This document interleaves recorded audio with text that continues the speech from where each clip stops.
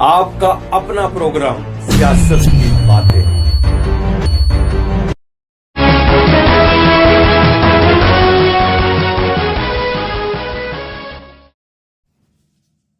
नमस्कार, महासंग्राम 2024 में एक बार फिर आपका स्वागत है और मैं हूं दशपाल गुप्ता और मेरे साथ हैं वरिष्ठ पत्रकार सुधीर कुमार जी। सुधीर जी, आपका बहुत बहुत स्वागत है। सुधीर जी, तीसरे और फाइनल फेज के लिए थोड़े दिन बाकी है। आप घंटों की बात करें तो ज़्यादा ठीक रहेगा। वो काउंटडाउन शुरू हो गया है और ये बहुत ही इम्पोर्टेंट है ये तीसरा फेज, खासकर अगर भारतीय जनता पार्टी की हम बात करें तो। बिल्कुल, हाँ, बिल्कुल ही। इस वक्त इनके जो जितने भी टॉप लीडर्स हैं, मंत्री संतरी, सब इस वक्त जम्मू प्रोविंस में है। बिल्कुल जम्मू डिस्ट्रिक्ट समझो। जम्मू डिस्ट्रिक्ट में ही है ज़्यादा सारे। और होम मिनिस्टर भी हैं यहाँ पे, स्मृति ईरानी जो पास्ट मिनिस्टर थी वो भी है। यूपी के चीफ मिनिस्टर भी हैं यहाँ पे। नड्डा साहब भी यहाँ पे हैं। शिवचंद्र चौहान भी हैं यहाँ पे। मतलब कोई भी ऐसा नेता नहीं है, बड़ा नेता, जो इस वक्त जम्मू में नहीं है। और इनकी पूरी कोशिश है कि तीसरे और अंतिम चुनाव में अपने लक्ष्य को पूरा करने की। जी बिल्कुल ही है। एक बहुत बड़ा लक्ष्य को लेके चले हैं और जिस तरह से हम उम्मीद कर रहे थे कि जम्मू के अंदर कांग्रेस भी बहुत अपनी तरफ से कोशिश करेगी, लेकिन कांग्रेस का एनसी के साथ समझौता होने के बाद जो कांग्रेस को जम्मू से उम्मीदें लगी थी वो शायद पूरी ना होने की वजह से वो कांग्रेस का इतना जोर नहीं लगा रही जितना उसको जम्मू में लगाना चाहिए। नहीं तो शुरुआती जो लग रहा था दौर, उसमें यही लग रहा था कि कांग्रेस और भारतीय जनता पार्टी के बीच में जम्मू के अंदर कड़ा मुकाबला होगा। बिल्कुल, ये शुरू में लग रहा था, अब थोड़ा थोड़ा धीरे धीरे कांग्रेस की खामोशी जो है वो चंद सीटों पे सिमट के रह गई है, जहां पे लग रहा है कि कांग्रेस का कुछ ना कुछ है। लेकिन जिस तरह से जम्मू में लग रहा था कि एक बहुत बड़ा मुकाबला दे पाएगी। और कांग्रेस की ये एक सबसे बड़ी प्रॉब्लम रहेगी, कांग्रेस का मैनिफेस्टो इतनी देर से आया कि दूसरे दिन चुनाव तो एक दिन पहले उसका मैनिफेस्टो आया। उससे पहले उन पे उंगली उठाई जा रही थी कि नेशनल कॉन्फ्रेंस का जो मैनिफेस्टो है उसी को एक्सेप्ट किया हुआ है, जिसमें 370 का हटना, 35A का घटना, जेलों से छुटकारा देना और उसके बाद पत्थरबाजों को छोड़ देना, ये सब चीजें जो नेशनल कॉन्फ्रेंस के मैनिफेस्टो को, ये सारे का सारा कांग्रेस के ऊपर ही आरोप लग रहा था कि उनके ऊपर है। और भारतीय जनता पार्टी तो अपनी उपलब्धियां बताते ही रही हर जगह।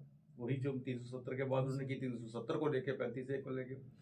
और उन्होंने एक दिन भी खाली नहीं छोड़ा जब उनके बड़े बड़े नेता, स्टार प्रचारक कहीं ना कहीं किसी न किसी कॉन्स्टिट्यूंसी में ना खड़े हो।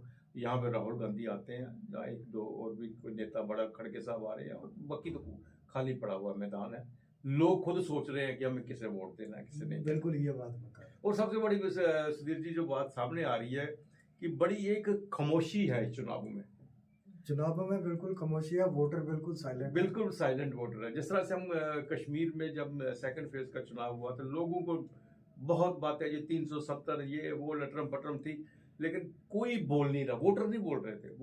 वोटर चुनाव के बाद, मतदान के बाद, वोट कास्ट करने के बाद उनने अपने मुंह खोले। 10 साल के बाद हमें मौका मिला है और हमने किसके अगेंस्ट करना था वो कर दिया, वो सामने बता दिया है। मतलब ये खामोशी इन चुनावों में, जिस तरह से हर पार्टी अंदाजे लगा रही थी, वो अंदाजे पार्टियों के फेल होते दिखाई दे रहे हैं। जिस तरह से हम हर कॉन्स्टिट्यूंसी की बात कर रहे हैं नसीर जी, तो बिश्नाह के बारे में आज बात करते हैं। जी बिल्कुल। जम्मू में बिश्नाह एक बड़ी इंपॉर्टेंट कॉन्स्टिट्यूंसी रही है।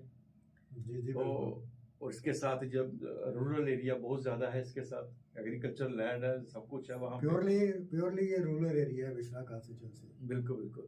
तो बिश्नाह में 13 कैंडिडेट थे जो खड़े हुए थे। जी बिल्कुल। जिनमें से 9 कैंडिडेट हैं जिनकी नॉमिनेशन जो है एक्सेप्ट हुई है, और उनमें से 2 विड्रॉल करके थे और 2 की रिजेक्ट हो गई थी।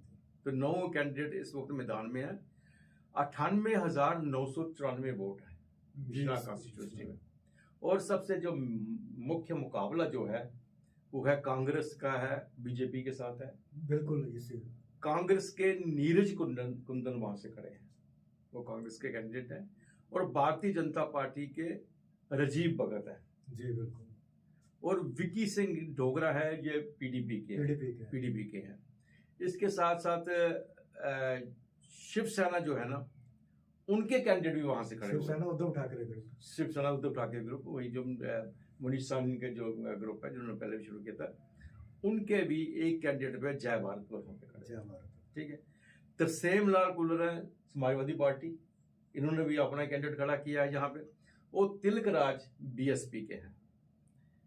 देखना यह है कि यहाँ के लोगों किसकी ओर उनका रुझान है, लेकिन इनकी यहाँ पे जो प्रॉब्लम्स है, जो इनकी मांगे हैं, वो सबसे बड़ी मांग ये है कि रूरल ये के साथ है, नेग्लेक्टेड है, एग्रीकल्चर लैंड है, पानी नहर की बहुत बड़ी मांग है वहाँ पे वो कैनाल की तो बहुत बड़ी मांग है, क्योंकि वहाँ पहुँचते पहुँचते पानी जो है वो खेतों के एंड तक पहुँच नहीं पाता, ट्रांसपोर्ट फैसिलिटीज नहीं है, रोड कनेक्टिविटी नहीं है।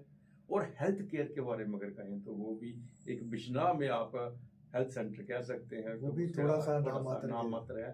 तो एक अररिया एक बड़ा टाउन है, इसके साथ लगा हुआ, बिल्कुल। बाकी छोटे छोटे गांव, बहुत ज्यादा गांव है, तो लोगों की बहुत सी मांगे हैं।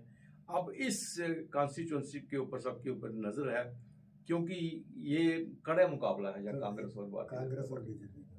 तो आपका क्या एनालिसिस करता है इस कॉन्स्टिट्यूंसी के बारे में? आदर्श जी, आपने एक बड़ा अच्छा तरीके से इसका विश्लेषण किया कॉन्स्टिट्यूंसी का। मैं ये एक बात हम दर्शकों को यहाँ पे थोड़ा सा रिमाइंड करवा दें कि जैसे आपने कहा कि कांग्रेस के जो राहुल गांधी जी और मल्लिकार्जुन खड़गे जी, उनके जो प्रेसिडेंट है पार्टी के, वो यहाँ पे कंपेनिंग कर रहे हैं पार्टी की ओर से। मतलब उन्होंने खुद ही यहाँ का किला संभाला हुआ है, राहुल गांधी और मल्लिकार्जुन खड़गे जी ने। जो बाकी लोग हैं, उनके बाकी जो स्टार प्रचारक हैं, जो जितने भी हैं, वो इतने ज़्यादा ना ही वो पॉपुलर हैं, ना ही वो इतने ज़्यादा फेमिलियर हैं जम्मू कश्मीर के बारे में।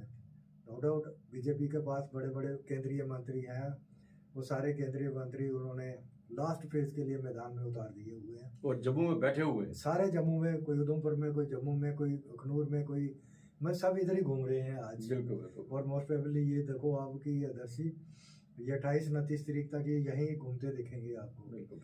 दूसरा सब इसमें आपने जो बताया था कि जैसे कल राहुल अपना former chief minister Omar Abdullah ने भी कांग्रेस पार्टी को एक बड़ी अच्छी एडवाइस दी थी कि आप जम्मू में जो इलेक्शन कैंपेन की तरफ सीरियसली ध्यान दो, ना कि कश्मीर की तरफ। मतलब यही है उनका कहने का।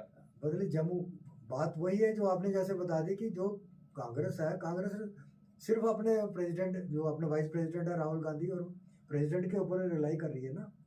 तो बाकी उनके जो लीडर हैं, जैसे यहाँ पे भारत सिंह सोलंकी या दूसरे लोग आते हैं, उनको आपने देखा कितने फेमिलियर लोग हैं, कितने नहीं हैं। वो सब जनसभाएं नहीं कर रहे हैं, प्रेस कॉन्फ्रेंस पार्टी ऑफिस में ही वहीं डेली रूटीन में प्रेस कॉन्फ्रेंस हो रही है। जब आप लोगों से जुड़ोगे, फील्ड में जाओगे, लोगों में इलेक्शन रैली में जाओगे, लोगों से बातचीत करोगे, तब जाके कनेक्शन बनेगा पार्टी का। पार्टी ऑफिस में बैठ के आप प्रेस कॉन्फ्रेंस से करते रहोगे, 20-20, 30-50 लोग प्रेस वाले आएंगे, वो वहीं से वो इलेक्शन प्रचार नहीं होता। आपको ग्राउंड में जाना है। ये वक्त है इस वक्त जो रह गया है, 2-3 दिन, 72 घंटे या जितने भी लगा लो आप, ये आपको 24/7 जो है ग्राउंड में रहना है, तब जाके पार्टी को बेनिफिट होगा। दूसरा जो आप बताएं, बड़ा अच्छा बताया कि ये जो कैंडिडेट के बारे में जो आप व्याख्या की आपने, मेरे हिसाब से जैसे आपने देखा कि जो बीजेपी के कैंडिडेट हैं राजेंद्र जी, राजेंद्र जी, वही बात आ गई कि ये बाहर से, वही एक बात आ गई, पुरानी बात आ गई कि बाहर के लोग, उन्होंने बिश्नाह में जाके उसको मैंडेट दे दिया। रहने वाले रूपनगर से, पुराना उनका घर रेहाड़ी चुंगी पे, अच्छा, ठीक है, और बिश्नाह में उनको मैंडेट पार्टी से दे दिया। इसके कंपैरिजन अगर आप करें, कांग्रेस कैंडिडेट नीरज कुंदन, नीरज कुंदन वो वाहिद एक कैंडिडेट है पूरी 90 कॉन्स्टिट्यूंसीज के अंदर, जो मैंने जो उनका जो पूरा पढ़ा है सारा, वो ग्राउंड लेवल पे, ज़मीन लेवल से जुड़े हैं, और ज़मीन लेवल से उठ के वो NSUI के ऑल इंडिया जनरल सेक्रेटरी भी रहे, यूथ कांग्रेस में भी रहे, और उस इतनी सारी पड़ाव जितने पास करके, वहाँ सारे एग्ज़ाम पास करके, आज उनको पार्टी ने जो है बिश्नाह की तरफ मैंडेट दिया, और मोस्ट प्रोबेबली वो स्ट्रांग कैंडिडेट हैं। लेकिन आप एक चीज़ और भी है, जैसे आप हमेशा कहते हो कि हर पार्टी जो है पीडीपी को अंडर एस्टिमेट कर रही है। हम शुरू से बोल रहे हैं कि पीडीपी को अंडर एस्टिमेट करना, चाहे बीजेपी है, कांग्रेस है, एमसी है, ये बहुत बड़ी भूल है। बिल्कुल। लास्ट टाइम भी आपने देखा कि जब कमल अरोड़ा जी यहाँ से जीते थे तो 8-9 हज़ार के करीब वोट लिए थे पीडीपी ने यहाँ से, इसी कॉन्स्टिट्यूंसी से। तो ये आप मान के चलें कि वो जो विकी डोगरा जी हैं 5 से 8 हज़ार वोट जो है वो उसमें डेंट लगाएंगे, वो तोड़ेंगे। 2-3 हज़ार वो अपना खुलर हैं वहाँ पे बीएसपी के, एसपी के, ये मिला के ये मतलब कि इन वोटों का बंटवारा होगा। और ये सारे जो वोट बंटवारे होंगे ये एक पार्टी में नहीं है, ये दोनों पार्टियों का वोट बैंक जो है वो दोनों पार्टियों से कटा रहेगा, उनसी से सेंध लगाएंगे। उसी के से लगाएंगे। मतलब लेकिन एक हमने कांग्रेस की जिस तरह से बात कर रहे हैं सुधीर जी, हमने अभी बात की है, मतलब कांग्रेस को लग रहा है कि कुछ कॉन्स्टिट्यूंसी ऐसे जहां से वो जीत सकते हैं, लेकिन वहां भी नहीं रुक गए उनके बड़े नेता। अगर वो वहां पे काम कर रहा है तो उनके अपने वही कैंडिडेट दिन रात लगे हुए हैं। जी जी। बिजला की बात कर रहा हूँ, जो कुछ अभी हम कह नहीं सकते कुछ भी और भी सीटों के बारे में, लेकिन बहुत सी सीटें ऐसी हैं जिसमें कांग्रेस का पलड़ा भारी है। अगर थोड़ा सा भी पुश करते तो वो कांग्रेस की सीटें जीत सकते हैं, लेकिन कांग्रेस का वो रुझान कुछ बड़ा ढीला सा लग रहा है उस वक्त पे। जैसे अगर जी आप देखो जम्मू जो लखनपुर से लेके अखनूर तक पूरा बॉर्डर बेल्ट है। बॉर्डर बेल्ट जो है उन्होंने एक अपना माइंड बना के रखा हुआ है कि इस बार हम किस पार्टी को वोट देंगे। लेकिन वो आपकी बात आ गई, अब कांग्रेस जो पार्टी है, कांग्रेस पार्टी वो एक फॉर ग्रांटेड जिसको हम बोल रहे हैं कि वो लेके चलेगी, हमें ये वोट मिल जाएगा। जब तक आप लोगों के बीच में नहीं जाओगे, इनके बड़े नेता जो कैंडिडेट खड़ा हुआ है वो जा रहा है, लेकिन इनके जो बड़े नेता हैं जैसे खड़गे साहब हैं, राहुल गांधी हैं या वेणुगोपाल हैं, दूसरे लोग हैं। एक चीज़ और भी यहाँ पे है कि कांग्रेस जो जैसे हम यहाँ पे डिस्कस कर रहे हैं ना, कांग्रेस के जो बड़े नेता हैं जैसे राहुल गांधी, खड़गे, मल्लिकार्जुन खड़गे जी और दूसरे लोग, ये डर भी रहे हैं कि जैसे इनके नेशनल लीडर्स वहाँ से कुछ आएंगे प्रचार के लिए, कुछ उल्टा सीधा ना बोल जाएं, क्योंकि ये बड़ा सेंसिटिव स्टेट है जम्मू कश्मीर। बिल्कुल 370 के लिए आपने अक्सर देखा इनके बहुत से ऐसे लीडर हैं, पुराने लीडर हैं, वो फ्लो में बोल जाते हैं और अल्टीमेटली पार्टी को उसका नुकसान होता रहता है। जम्मू कश्मीर में बोलते रहते हैं क्योंकि वो अपने स्टेट की पॉलिटिक्स जहाँ पे मिक्स करते हैं जम्मू कश्मीर में, तो जम्मू कश्मीर में वो उल्टा सीधा बोल के निकल जाते हैं, जिसकी वजह से यहाँ पे उनको कांग्रेस को बहुत बड़ा नुकसान भुगतना पड़ता है। मे भी जो पार्टी का प्रेसिडेंट हैं, पार्टी के जो वाइस प्रेसिडेंट हैं, उनके मद्देनज़र में ये चीज़ें हों, तभी उन्होंने खुद ही कांग्रेस का जो किला संभाल के बैठा। अच्छा, मैंने एक चीज़ और भी सुधीर जी मैं आपसे जानना चाहूँगा, क्योंकि गांधीनगर जो सीट है ये जो बहू के साथ है, इस वहाँ पे भारतीय जनता पार्टी कांग्रेस का मुकाबला हो रहा है। जी बिल्कुल। ये नहीं हम कह सकते कि कुछ लग रहा था पहले कि भारतीय जनता पार्टी है बहू की सीट जीत जाएगी, कुछ आराम से निकाल दी। जी जी बिल्कुल। लेकिन अब जो है भारतीय जनता पार्टी के साथ कांग्रेस का शाना माशाना साथ चल रहा है, कंधे से कंधे पे। और कांग्रेस को अगर नुकसान हो रहा है, भारतीय जनता को फायदा हो रहा है, तो वो कुछ गांधीनगर, त्रिकुटा नगर और छन्नी पॉकेट है, अर्बन एरिया के ये स्पेशल पॉकेट्स हैं। उसमें से दो चीजें, इनमें से बहुत से कम लोग जो हैं, इस पे खैर बाद में भी डिस्कस करेंगे, क्योंकि कांग्रेस की बात आई है तो मैं आपसे जज कुछ जानना चाहूंगा। तो ये चीजों पे भारतीय जनता पार्टी को फायदा होता है। अब गांधीनगर में भानु को बना दिया है वर्किंग प्रेसिडेंट, जी भानु गुप्ता को। भानु गुप्ता भी कॉर्पोरेटर रही है गांधीनगर की। अब इसका फायदा कांग्रेस को कितना मिल सकता है? नहीं, वो भानु गुप्ता का जो फायदा है, भानु गुप्ता का जो अपना वोट है, जो एज ए कारपोरेटर उनको जो मिला था अपने वार्ड के अंदर, उसमें वो थोड़ी हेल्प कर सकती हैं। अगर ओवरऑल करें उनको वर्किंग प्रेसिडेंट बनाने के बाद, वही बात आ गई, साइनेरियो सारा चेंज वो नहीं होगा जब तक आप नेशनल पार्टी के जहाँ के जो वही बात है ना हमारी कि नेशनल पार्टी में राहुल गांधी या खड़गे साहब जी, मल्लिकार्जुन खड़गे जी जो बोलेंगे वही होगा। जैसे उन्होंने बहुत से कमिटमेंट्स किए हुए हैं, तो मैनिफेस्टो में भी किए हुए हैं, लेकिन वो आपको पता ही है मैनिफेस्टो किसी भी पार्टी का जो है सरकार आने के बाद वो एक बुकलेट ही रह बस, बस, जाती बस। है।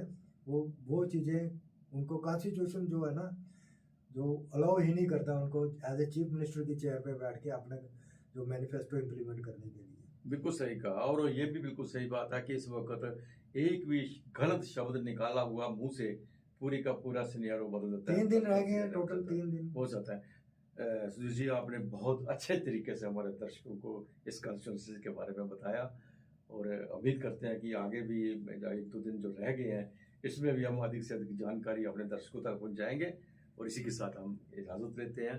धन्यवाद।